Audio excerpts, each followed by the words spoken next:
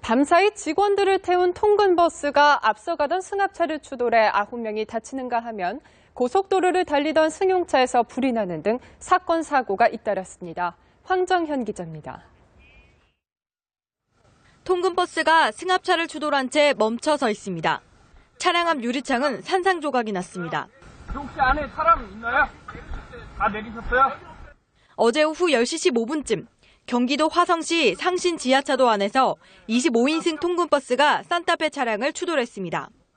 이 사고로 버스에 타고 있던 54살 여성 김모 씨 등 9명이 다쳐 병원으로 이송됐습니다. 경찰은 앞서가던 산타페 차량이 급정거하면서 사고가 난 것으로 추정하고 정확한 경위를 조사 중입니다. 이보다 앞선 오후 7시 30분쯤에는 서울 서초구 경부고속도로 서울 방면 만남의 광장 인근에서 달리던 K3 승용차에 불이 났습니다. 다행히 인명피해는 없었지만 엔진 등이 불에 타 소방서 추산 900만 원의 재산 피해가 났습니다. 제주도의 한 호텔 지하 주차장에서도 어제 오후 4시 40분쯤 소나타 차량에서 원인을 알 수 없는 불이 나 390만 원의 재산 피해가 났습니다. 경찰과 소방당국은 정확한 화재 원인을 조사 중입니다. 한편 제주도의 또 다른 호텔에서는 유리창 교체 작업을 하던 인부가 10여 미터 높이의 작업차에서 추락해 병원으로 이송됐습니다. 연합뉴스TV 황정현입니다.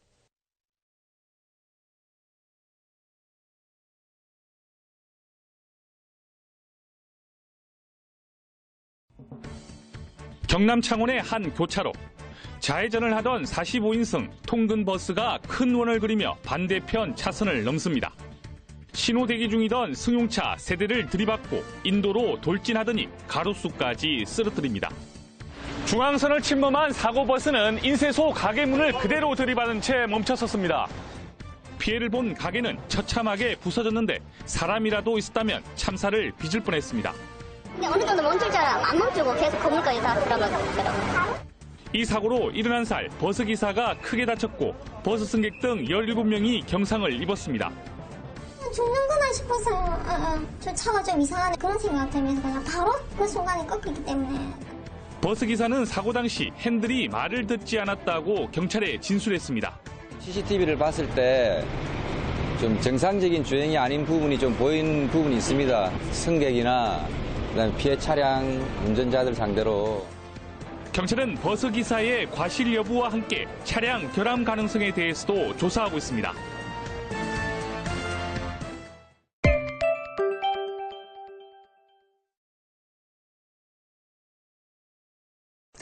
이렇게 전국 곳곳에 제법 많은 눈이 내리면서 크고 작은 눈길 교통사고가 잇따랐습니다. 황정호 기자가 보도합니다. 버스가 굽은 길을 달리다 도로 바깥으로 미끄러집니다. 형체를 알아볼 수 없을 정도로 심하게 부서졌습니다. 통근버스가 새벽 눈길에 미끄러지면서 가로수를 들이받고 뒤집어졌습니다. 승객들은 차 안에서 못 나오시고 막 소리 지르는 상황이셨고 또 한두 분만 나와서 피해 흘리시고 앉아 계시는 분도 계셨고. 이 사고로 승객 28살 박모 씨가 숨지고 운전자를 포함해 15명이 다쳤습니다. 택시가 인도 위로 올라갔습니다. 눈길에 미끄러지면서 다리 기둥을 들이받은 겁니다. 택시기사 57살 최모 씨와 승객 2명 등 3명이 다쳤습니다. 또 다른 택시도 방향을 잡지 못한 채 이리저리 벽을 부딪히고 나서야 겨우 멈춰섭니다. 역시 눈길이 화근이었습니다. 중부 내륙고속도로에서도 눈길을 달리던 승용차가 앞차를 받으면서 20여 중 추돌 사고가 나 10여 명이 다쳤고 호남고속도로에서는 비와 진눈깨비가 영하의 노면에서 얼어붙는 얼음비 현상으로 4중 연쇄 추돌 사고가 일어났습니다. KBS 뉴스 황정호입니다.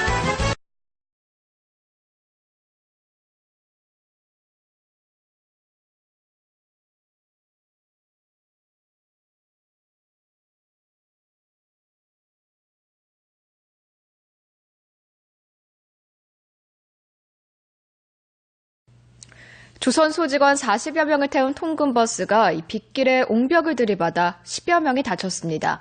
살펴보니 상당수가 안전띠를 매지 않고 있었고 심지어 잠금 장치가 아예 없는 좌석도 있었습니다. 최경재 기자입니다. 버스 앞 유리창이 산산조각 났고 출입문과 옆문은 심하게 찌그러졌습니다. 오늘 오전 6시 50분쯤 창원시 태백동의 한 국도에서 조선소로 출근하는 직원 43명을 태운 통근버스가 옹벽을 들이받아 10여 명이 다쳤습니다. 비 오고 하니까 이제 탑승객이 많다 보니까 성애하기 가지고 성애 당다고 좀 미리 하시다가 사고가 난 버스 좌석을 직접 살펴봤습니다. 대부분 안전띠가 잠긴 채 좌석과 등받이 틈새에 처박혀 있고 일부 좌석엔 이렇게 안전띠를 잠그는 장치가 설치돼 있지 않습니다. 사고 버스는 45인승으로 지난 2011년부터 매일 직원들을 태운 채 30여 킬로미터를 오갔습니다. 안전벨트가 없어서 착용이 불가했고요. 뭔가 불안하기는 하지만 매일매일 타다 보면 그냥 타게 돼요. 지난 7월에도 거제시 한 국도에서 조선소 통근버스가 추락해 2명이 숨지고 59명이 다쳤습니다. 당시 직원 상당수가 안전띠를 매지 않았고 정원보다 14명을 더 태워 사고를 키웠습니다. MBC 뉴스 최경재입니다.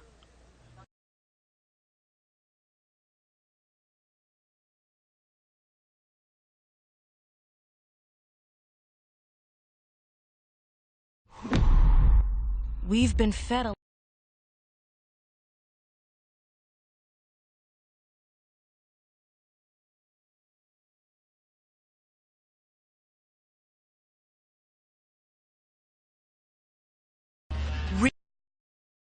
오늘 아침 인천공항고속도로에서 통근버스 한 대가 넘어지는 아찔한 사고가 났습니다. 네, 버스에 타고 있던 승객 36명이 다쳤습니다. 정은섭 기자입니다. 도로 옆에 쓰러져 있는 버스 앞유리가 산산조각 났습니다. 출입문도 사람이 드나들 수 없을 정도로 심하게 찌그러졌습니다. 오늘 아침 6시 17분쯤 인천국제공항고속도로 신불나들목 부근에서 통근버스 한 대가 도로 밖으로 벗어나 옆으로 넘어졌습니다. 이 사고로 버스 승객 8명이 머리와 허리를 다쳤고 28명이 타박상을 입어 병원으로 옮겨졌습니다. 이들 중 3명은 중상을 입었지만 생명에 지장이 없는 것으로 알려졌습니다. 버스는 인천공항 기내식 담당 업체 직원들을 태우고 영종도를 향해 4차선으로 달리던 중 승용차가 들이받아 차선을 이탈했습니다. 버스는 우측 가드레일을 뚫고 50여 미터 정도를 미끄러지다가 차로 옆 수로에 바퀴가 빠지면서 멈춰설 수 있었습니다. 박으면 어떻게 대책이 없으니까 어디 순습제도 없이 떨어지냐 죽는 거라만 지침을 지나가잖아요. 경찰은 정확한 사고 경위를 조사 중입니다. TV조선 정우섭입니다.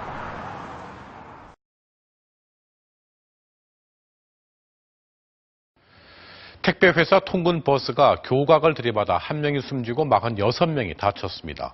사상자는 모두 택배회사에서 밤샘 근무를 했던 일용직 근로자들이었습니다. 김나라 기자입니다. 버스 앞부분은 형체를 알아보기 힘들 만큼 찌그러졌고 긴급 출동한 구급대원들은 부서진 유리창 사이로 황급히 부상자를 실어 나릅니다. 사고는 오늘 오전 9시 반쯤 밤샘 근무를 마친 직원들을 태우고 가던 택배회사 통근버스가 화물차를 피하려다 고속도로 아래 다리를 들이받으면서 일어났습니다. 그냥 충격으로 내리고 나니까 그냥 들여받았더라고요. 일 갔다가 오는 바람에 다들 자니까 정확하게는 못 보죠. 버스는 신호 대기 중에도 속도를 줄이지 않고 시속 60km 정도로 달려와 이 교각에 들이받았습니다. 운전석 옆 보조좌석에 앉아있던 47살 이모 씨가 숨지고 46명이 다쳐 병원으로 옮겨졌습니다. 모두 추석을 앞두고 급증하는 택배 물량을 소화하기 위해 고용된 아르바이트 직원들이었습니다. 쉬고 있어서 아르바이트하러 일하고 이제 오는 길에 택배 회사로 갔다가 이제 돌아오는 길에 이제 사고가 났어요. 어젯밤 9시부터 오늘 아침 6시 반까지 고된 작업을 끝내고 퇴근길 모두 잠든 사이 변을 당했습니다. 숨진 이 씨는 얼마 전 직장을 그만둔 뒤 어제 첫 출근했다 사고를 당한 것으로 알려졌습니다. MBC 뉴스 김나라입니다.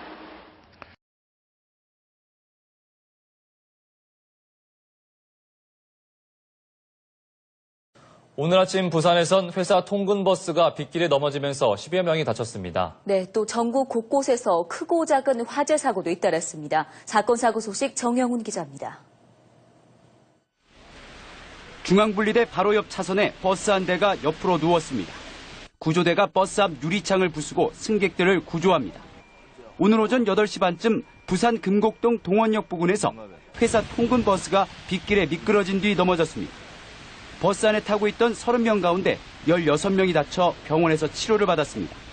오늘 오전 1시 15분쯤 제주 서귀포시 남원읍 태흥리에 있는 37살 김모 씨의 창고에서 불이 났습니다. 불은 창고 내부와 자재 등을 태운 뒤 30여 분 만에 꺼졌습니다. 경찰과 소방당국은 창고 안에 있던 전기 난로가 과열돼 불이 난 것으로 보고 있습니다. 비슷한 시각 충북 진천군 장월리에 있는 농가 창고에서도 불이 나 30여 분 만에 진화됐습니다.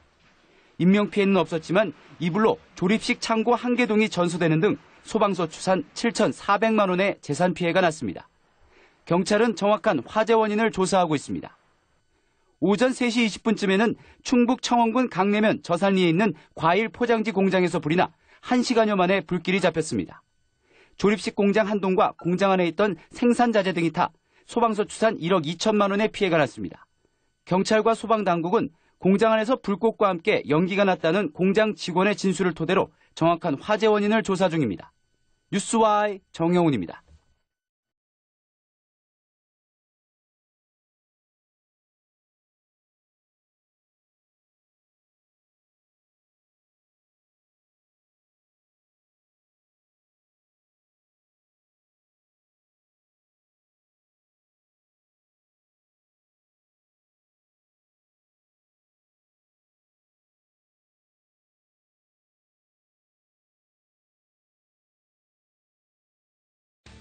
인천국제공항으로 향하는 도로입니다.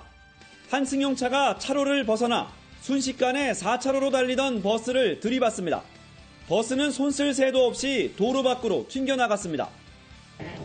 가드레일을 뚫고 나온 버스는 이곳 도랑에 빠지고서야 가까스로 멈춰섰습니다. 운전사까지 버스에 타고 있던 37명이 크고 작은 부상을 입어 치료 중입니다. 다행히 사망자는 없었지만 승객을 가득 태운 버스가 완전히 전복되면서 자칫 큰 사고로 이어질 뻔했습니다. 차로를 제대로 지키지 못한 게 사고 원인으로 추정됩니다. 당시 CCTV를 보면 사고 버스가 도로로 진입하던 다른 버스를 피하려 하면서 옆 차로에서 나란히 달리던 차들이 연쇄 반응을 일으킵니다. 제가 브레이크를 잠깐 잡았어요. 뭐가 느닷없이 그냥 탱크 소리처럼 뒤에서 때리는 소리가 나는 거야. 경찰은 2명의 버스 운전기사와 승용차 운전자, 승객 등을 상대로 더 정확한 사고 경위를 조사하고 있습니다.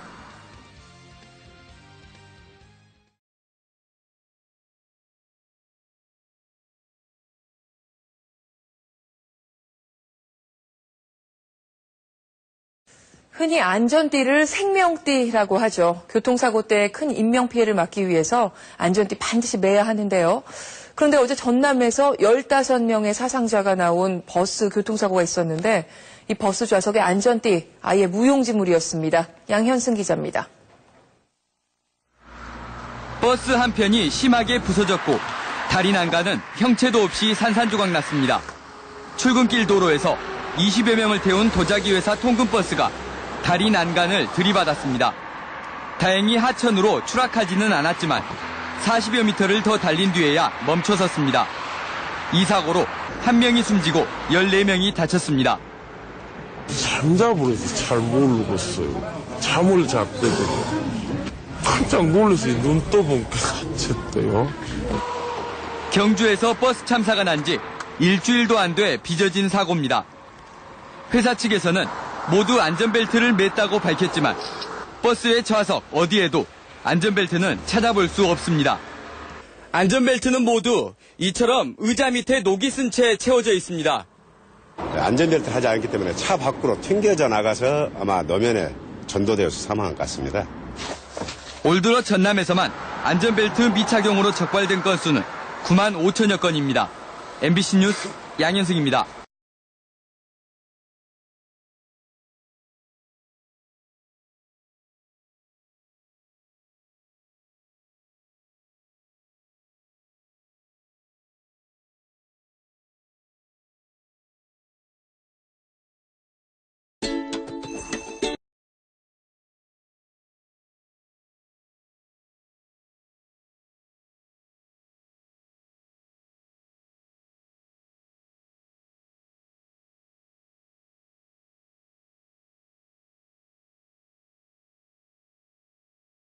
전북 고창에서 통근버스와 승용차가 충돌해 2명이 숨지고 30대 임산부가 크게 다쳤습니다.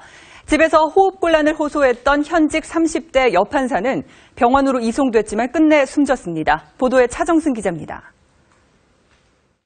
버스와 부딪힌 승용차의 앞부분이 심하게 파손됐습니다. 어제 오후 5시 반쯤 37살 신모 씨가 운전하던 소나타 승용차가 모업체 통근버스와 충돌했습니다. 이 사고로 승용차에 타고 있던 5명 중 2명이 숨지고 임산부인 30살 이모 씨가 크게 다쳐 병원으로 옮겨졌습니다. 경찰은 승용차가 버스를 추월하려다 사고가 난 것으로 보고 정확한 사고 원인을 조사하고 있습니다. 어젯밤 9시쯤에는 서울 쌍문동의 아파트에서 불이 나 20여 분 만에 꺼졌습니다. 소방당국은 집주인이 외출한 사이 불이 나 다행히 인명피해는 없었지만 안방과 가재도구 등이 타 500만 원의 재산 피해가 났다고 밝혔습니다. 어제 오전 10시쯤에는 서울 남부지방법원 소속 판사 37살 A씨가 집에서 호흡곤란 증세를 보였다가 병원으로 옮겨졌지만 끝내 숨졌습니다. TV조선 차정승입니다.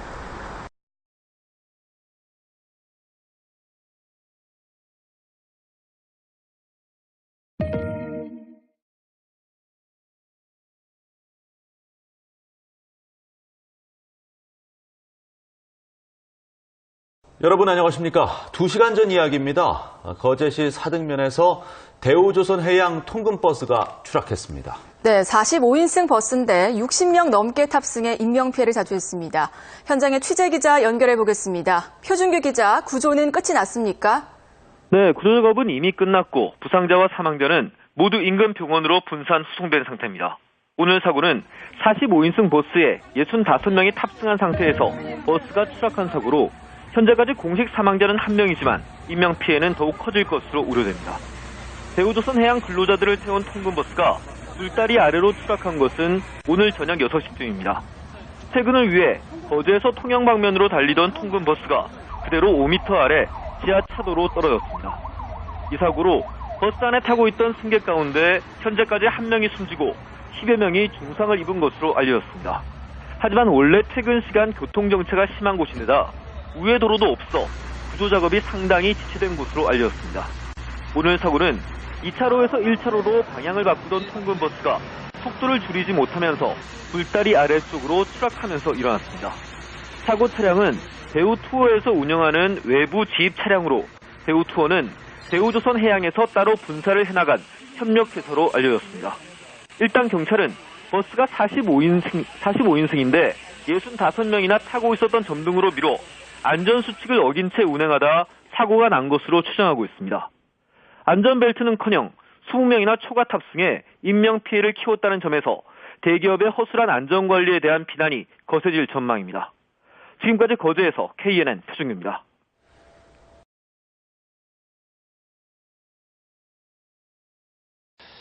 경남 거제에서 조선소 통근버스가 5m 아래로 떨어져 2명이 숨지고 수십 명이 크고 작은 부상을 입었습니다. 이종승 기자가 보도합니다. 어제 오후 6시쯤 경남 거제시 사등면의 한 도로를 달리던 대우조선 사내 하청업체 통근버스가 굴다리에서 5m 아래로 추락해 전복됐습니다. 이 사고로 협력업체 직원 46살 김모 씨 등 2명이 숨지고 나머지 승객들은 크고 작은 부상으로 병원 치료를 받고 있습니다. 2바퀴는 3바퀴는 차가 전복이 됐거든요. 그러는 와중에 이제 사람들이 좀 많이 다치고 버스에 끼고.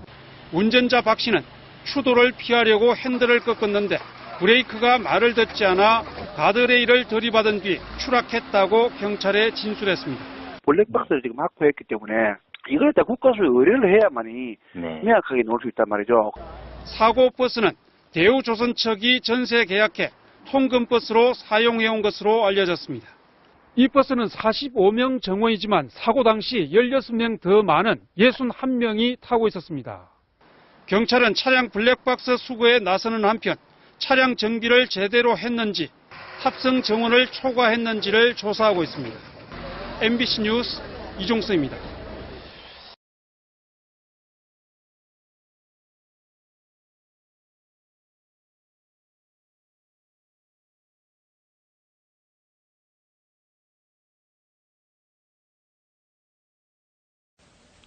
어젯밤과 오늘 아침 사이 빙판길에 곳곳에서 사고가 잇따랐습니다.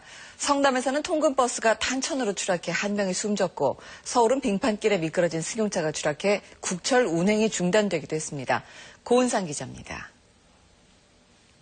오늘 오전 7시쯤 경기도 성남시 분당구 돌마교에서 수원으로 향하던 한 회사 통근버스가 다리 난간을 들이받고 5m 아래 탄천으로 떨어졌습니다. 이 사고로 버스 승객 35살 오모 씨가 숨지고 운전사와 승객 20명이 다쳐 병원으로 옮겨졌습니다. 경찰은 버스가 빙판길에 미끄러져 추락한 것으로 보고 정확한 사고 경위를 조사하고 있습니다. 앞서 새벽 5시 반쯤에는 서울 용산구 국철 서빙고역과 이촌역 사이 철로로 승용차가 추락했습니다. 이 때문에 열차 운행이 중단돼 출근길 시민들이 불편을 겪었으며 열차 운행은 아침 8시 반부터 재개됐다고 포레일 측은 밝혔습니다. 경찰은 승용차가 선로위 고가도로를 달리다 빙판길에 미끄러지면서 추락한 것으로 보고 있습니다. 오늘 아침 6시 40분쯤 충북 증평군 괴산 방면 34번 국도 청룡교에서는 54살 조모 씨의 화물차 등 차량 5대가 잇따라 추돌해 조 씨가 그 자리에서 숨지고 4명이 다쳤습니다. 또 7시 50분쯤에는 충북 충주시 주덕읍 3번 국도 도로에서 승합차가 빙판길에 미끄러지며 가드레일을 들이받아 차량 20대가 잇따라 추돌하는 등 빙판길 교통사고가 전국적으로 수십여 건 잇따랐습니다. MBC 뉴스 고은상입니다. 밤사이 직원들을 태운 통근버스가 운전기사가 올라타 운행을 준비합니다. 그런데 갑자기 버스 앞으로 가방을 맨 아이 한 명이 나타납니다. 하지만 버스는 멈춰 있지 않고 그대로 출발해 결국 아이를 치어 쓰러뜨리고 맙니다. 오전 9시쯤 서울 방이동에서 일어난 사고입니다. 4살짜리 원생이 어린이집 통학버스에서 내린 뒤 출발하는 버스에 부딪힌 겁니다. 아이는 병원으로 바로 옮겨져 다행히 생명에는 지장이 없는 것으로 알려졌습니다. 당시 인솔을 돕는 보육교사도 함께 있었지만 사고를 막지는 못한 것으로 조사됐습니다. 기사가 내려갖고 그 아이들을 인계를 해준 거야. 근데 기사가 이제 다시 이제 운전해가지고 빼려고 오는데 그 애가 하나가 모르고 그 기사를 따라온 거야. 지난해부터 어린이 통학 차량의 안전 규정을 강화하는 이른바 세리미법이 본격 시행됐지만 사고는 끊이지 않고 있습니다. 지난해 3월 경기도 광주에서 4살 아이가 어린이집 바로 앞에서 통학버스에 치여 숨졌고 한 달 뒤쯤 25인승 어린이집 통학 차량이 수로 아래로 추락해 14명이 다치기도 했습니다. 경찰은 교통사고특례법 위반 혐의로 운전기사를 입건했습니다. 또 당시 인솔교사나 어린이집 측의 관련법 위반 여부도 집중 조사하고 있습니다. YTN 우철입니다.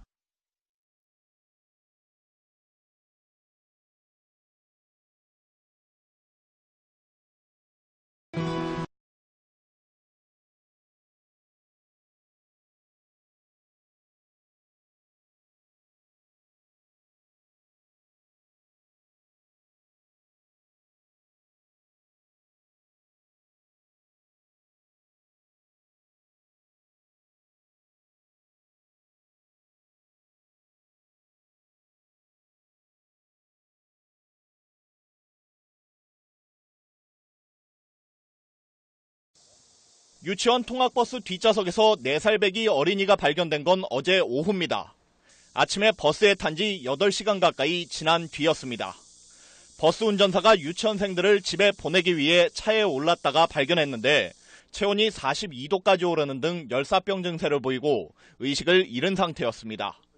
어제 광주광역시에는 폭염 경보가 내려져 있었고 낮 기온이 35.3도까지 치솟았습니다. 유치원은 방학에 들어가 원하는 아이들만 대상으로 돌봄 교실을 운영하고 있었습니다. 중국 동포인 부모는 맞벌이하면서 친인척도 없어서 돌봄 교실에 아이를 맡겨왔습니다. 애기가 그 차에 있었다는 건 몰랐다는 것 자체가 너무 이해가 안 돼요. 유치원 교사와 버스 기사는 정확한 출석 인원이 파악되지 않아 버스에 어린이 한 명이 남아있다는 걸 알지 못한 것으로 조사됐습니다. 관할 교육청의 매뉴얼에는 운행 종료 뒤 맨 뒷좌석까지 확인하도록 돼 있지만 지켜지지 않았습니다. 경찰은 유치원도 출석 확인을 제대로 하지 않은 것으로 보고 있습니다. 방치됐던 어린이는 대학병원 중환자실에서 28시간째 치료받고 있지만 아직도 의식을 찾지 못하고 있습니다. SBS 윤나라입니다.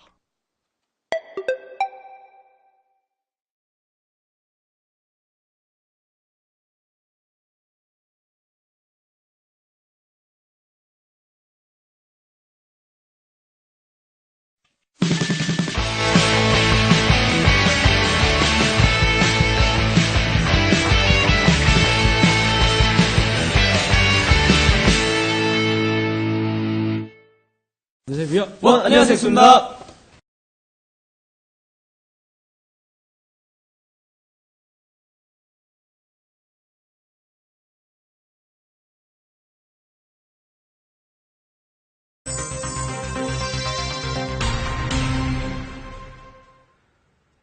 통학버스 안에서 어린이가 갇히는 사고가 종종 일어나는데요. 이런 사고를 막기 위해 안전벨 설치가 확대되고 있습니다. 그런데 무슨 까닭인지 이 안전벨이 울리지 않도록 조작하는 경우가 있습니다. 현장 추적 김효신 기자입니다. 지난해 4월 통학버스에서 쓰러진 7살 어린이가 숨졌습니다. 지난해 7월 불볕더위에 8시간 동안 갇혔던 어린이는 아직도 의식 불명입니다. 이처럼 어린이 갇힘 사고가 잇따르자 광주시 교육청은 모든 통학버스에 안전벨을 설치하도록 했습니다. 유치원 통학 차량에 안전벨을 설치하는 작업이 한창입니다. 버스에 갇힌 어린이가 누르면 차 밖에서 경고음이 나는 장치입니다. 전선 연결 작업을 하던 업자가 황당한 말을 합니다. 내가 실제예요. 이렇게 살아나오는데 작동 안 하면 작동을 해 누르면. 아동이 갇혔을 때 구조를 요청하려면 안전벨이 항상 켜져 있어야 하는데 운전기사가 임의로 끌 수 있다는 겁니다. 다른 유치원 통학버스 역시 운전대 아래 수상한 스위치가 달려 있습니다. 스위치는 꺼짐 상태. 그러면 켜라고요? 모른다. 어떻게 소리가 나는가 이해를 못하네. 비밀 장치를 설치한 차량도 있습니다. 이렇게 전기 신호를 2-3번 주면 안전벨과 확인벨이 작동을 멈추고 단속에 대비해서 전기 신호를 2-3번 주면 다시 작동하는 장치까지 달았습니다. 통학버스들이 주말에는 관광버스로도 운행을 하다 보니 승객들이 싫어한다는 게 스위치를 몰래 달아놓는 이유입니다. 화나죠. 또 만약에 이런 일을 제대로 했더라면은 이렇게 저희 애들도 이런 사고는 안 당했을 거잖아요. 비상 상황에도 울리지 않는 통학버스 안전벨. 어린이들의 생명을 위협하고 있습니다. 현장 추적 김효신입니다.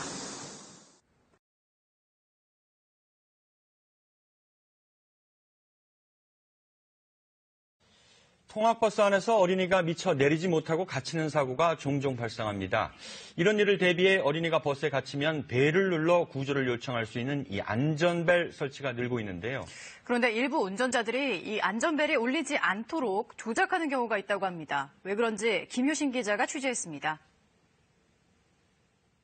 지난해 4월 통학버스에서 쓰러진 7살 어린이가 숨졌습니다. 지난해 7월 불볕더위에 8시간 동안 갇혔던 어린이는 아직도 의식 불명입니다. 이처럼 어린이 갇힘 사고가 잇따르자 광주시 교육청은 모든 통학버스에 안전벨을 설치하도록 했습니다. 유치원 통학 차량에 안전벨을 설치하는 작업이 한창입니다. 버스에 갇힌 어린이가 누르면 차 밖에서 경고음이 나는 장치입니다. 전선 연결 작업을 하던 업자가 황당한 말을 합니다. 내가 실제예요. 이렇게 살아나오는데 작동 안 하면 작동을 해 누르면. 아동이 갇혔을 때 구조를 요청하려면 안전벨이 항상 켜져 있어야 하는데 운전기사가 임의로 끌 수 있다는 겁니다. 다른 유치원 통학버스 역시 운전대 아래 수상한 스위치가 달려 있습니다. 스위치는 꺼짐 상태. 그러면 켜라고요? 모른다. 비밀 장치를 설치한 차량도 있습니다. 이렇게 전기 신호를 2-3번 주면 안전벨과 확인벨이 작동을 멈추고 단속에 대비해서 전기 신호를 2-3번 주면 다시 작동하는 장치까지 달았습니다. 통학버스들이 주말에는 관광버스로도 운행을 하다 보니 승객들이 싫어한다는 게 스위치를 몰래 달아놓는 이유입니다. 화나죠. 또 만약에 이런 일을 제대로 했더라면은 이렇게 저희 애들도 이런 사고는 안 당했을 거잖아요. 비상 상황에도 울리지 않는 통학버스 안전벨. 어린이들의 생명을 위협하고 있습니다. KBS 뉴스 김효신입니다.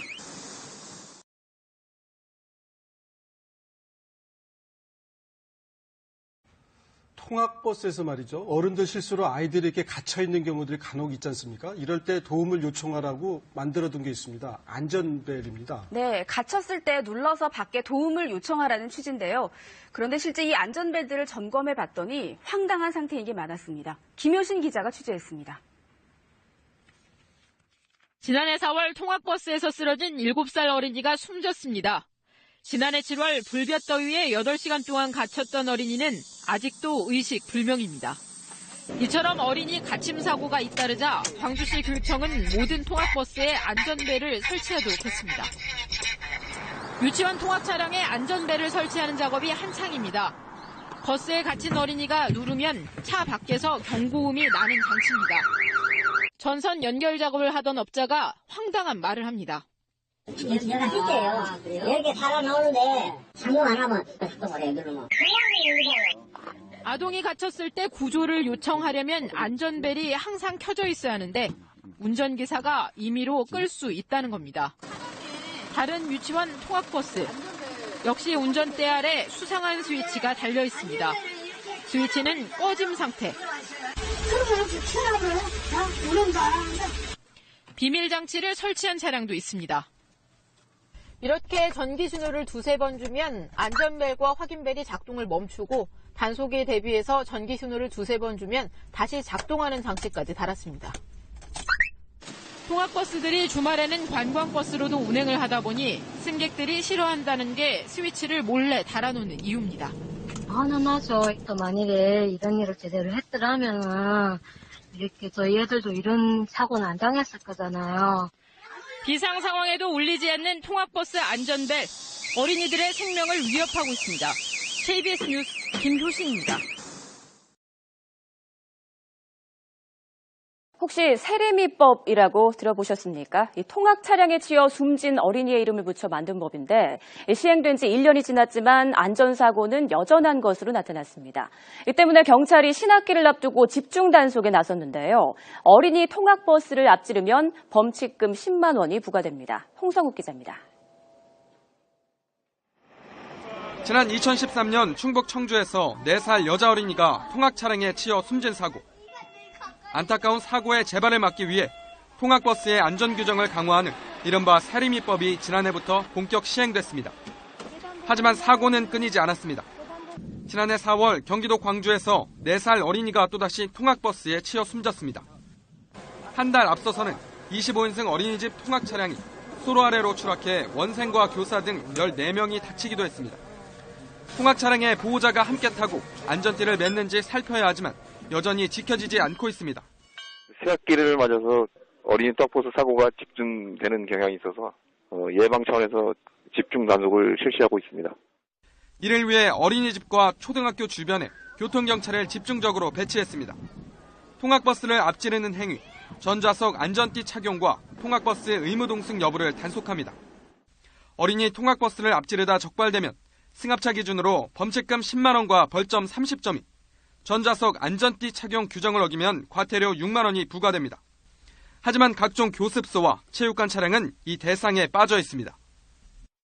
그 안전교육 받은 게 있어야 임용이 되거든요. 어린이집이나 유치원은 다 그렇게 되는데 체육관이나 이런 데는 임명보고 체계가 없잖아요. 때문에 경찰의 단속뿐만 아니라 사각지대가 없도록 관련 법규도 촘촘해져야 근본적인 어린이 안전사고를 줄일 수 있다는 지적입니다. YTN 홍서욱입니다.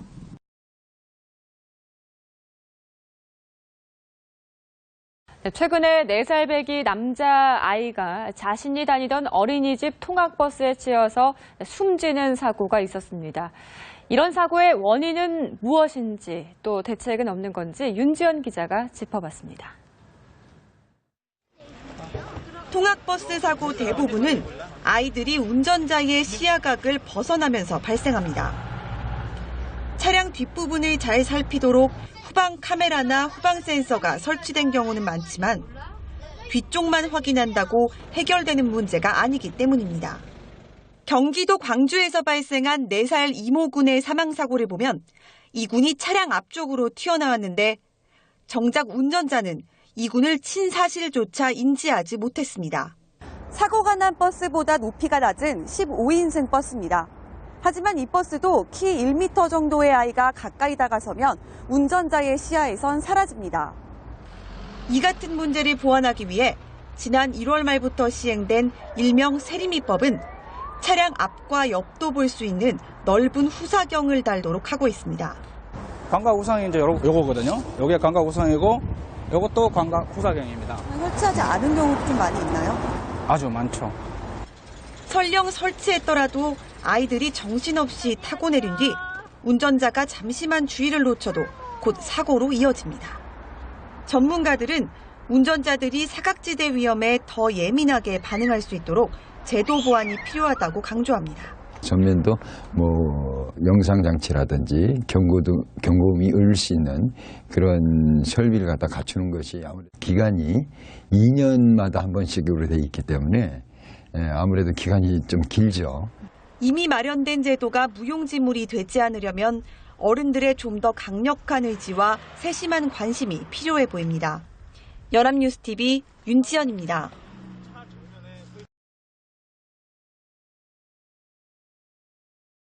유치원생이나 초등학생뿐 아니라 중고등학생도 통학버스를 이용해 학교를 오가는 경우가 많은데요. 어린이와 달리 청소년 통학버스는 운행에 관한 안전 규정이 마련되어 있지 않아서 사고 위험에 노출되어 있습니다. 이성훈 기자가 보도합니다. 버스 앞부분이 가로등에 부딪혀 심하게 부서져 있습니다. 가로등은 엿가락처럼 휘어져 쓰러져 있고 차량 파편은 인도 이곳저곳에 널브러져 있습니다. 사고가 난 시각은 오전 7시 반쯤. 사고 버스는 인도를 타고 올라와 가로수 두 그루를 부러뜨리고 가로등을 들이받은 뒤 멈춰섰습니다. 이 사고로 버스에 타고 있던 고등학생 16명 가운데 2명이 다쳐 인근 병원에서 치료를 받고 있습니다. 이 학생들은 증평에서 거주하는 학생으로 통학버스로 청주에 있는 학교를 가던 중이었습니다. 시내에서 공군 비행장 방향으로 좌회전하는 차량을 발견하고 피하는 와중에서 인도를 타고 가로수와 가로등 하나를 충격하고 발생한 사고입니다. 이처럼 통학버스를 이용해 학교를 오가는 청소년이 많지만 안전 규정은 딱히 마련되어 있지 않습니다. 현행 도로교통법의 통학자동차 안전 규정은 13세 미만의 어린이에게만 해당하기 때문입니다. 또 청소년 통학버스는 영업 차량으로 관계기관에 등록만 하면 특별한 제재 없이 운행할 수 있습니다. 이 때문에 통학버스 관리 단속도 어린이 통학 차량에만 집중될 수밖에 없는 실정입니다. 유도 단속할 수 있는 권한이 없는 거예요. 그렇죠. 저희에게는 그런 거를 교육청에서 그런 거를 단속할 권한이 없죠. 안전 규정이 어린이에게만 집중된 사이 중고등학생들이 사고 위험에 노출돼 있어 규정 개선이 시급합니다. YTN 이성호입니다. 통학버스가 갑자기 옆 차선의 승용차를 들이받으면서 실중 추돌 사고가 났습니다. 통학버스 운전자는 숨졌습니다. 강정규 기자입니다. 도로를 주행하는 통학버스입니다.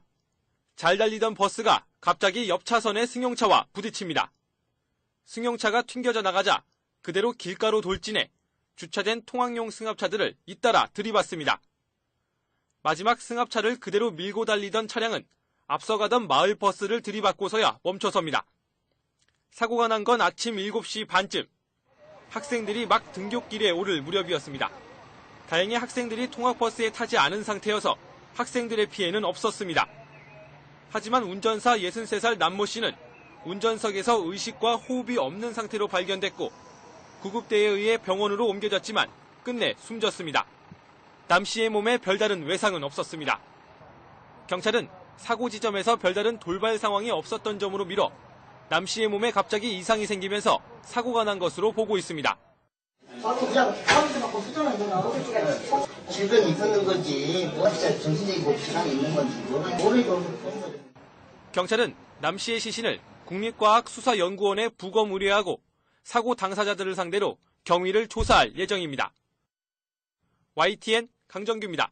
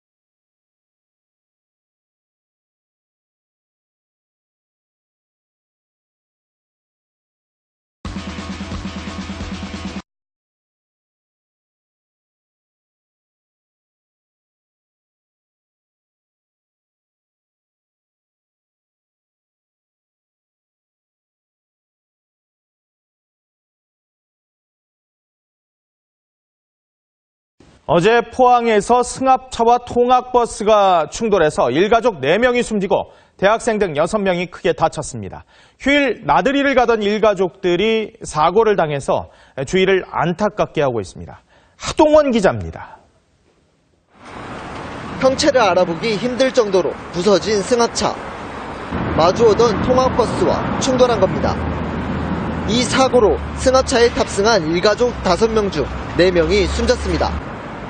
운전자 41살 김모 씨는 휴일을 맞아 어머니와 형수, 조카들을 태우고 동해안으로 나들이를 가던 중 변을 당했습니다. 일가족 중 유일한 생존자 5살 김모 군은 현재 크게 다쳐 병원에서 치료 중입니다. 충돌 사고가 일어난 사거리엔 사고 당시의 파편들과 혈흔이 여전히 남아있습니다. 승합차는 편도 3차로 산업도로 사거리에서 우회전을 하다 직진하던 한동대학교 통학버스와 부딪혔습니다. 사고 현장은 전멸등만 켜져 있는 외진 곳입니다. 천연풍이 거의 없는 구간입니다. 저희는요. 아직 공장이 들어서고 있는 곳이기 때문에. 통학버스에 탑승한 20살 김모 씨 등 대학생 5명도 부상을 당해 인근 병원에서 치료를 받고 있습니다. 경찰은 통학버스 운전자 60살 조모 씨 등을 상대로 정확한 사고 원인을 조사할 계획입니다. TV조선 하동원입니다. 운전기사가 올라타 운행을 준비합니다.